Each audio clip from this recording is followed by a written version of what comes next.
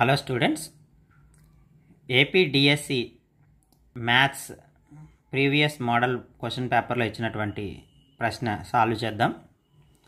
The population of a town increases by 20% every year. Of its population 2,16,000. Then its population 2 years ago అని ఇచ్చాడు. అంటే ప్రస్తుతం population 2,16,000 2 సంవత్సరాల క్రితం అని అన్నాడు.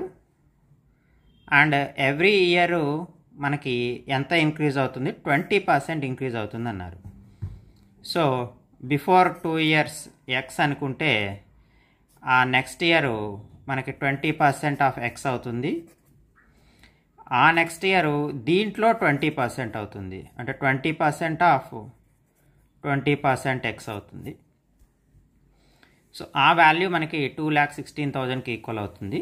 సో ఇక్కడ మనము 100 అనుకుంటే సో దానికి 20% ఇంక్రీజ్ అయింది కాబట్టి ఇక్కడ 120 అవుతుంది. 120లో మళ్ళీ 20% అంటే 24 అంటే 144 అవుతుంది. సో ఇక్కడ మనకి 144 ఈజ్ ఈక్వల్ టు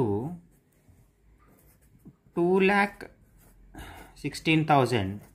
కానీ మనకి ఎక్స్ వాల్యూ కావాలి కాబట్టి 100 ఈజ్ ఈక్వల్ టు ఎంత?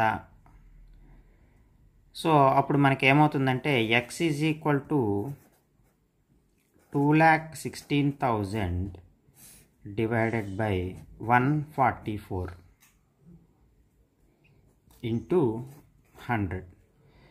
సో 144 మనకి ఈ 216లో 1.5 టైమ్స్ పోతుంది ఇంటూ 1000 ఇంటూ 100 అంటే 1,50,000 అవుతుందన్నమాట.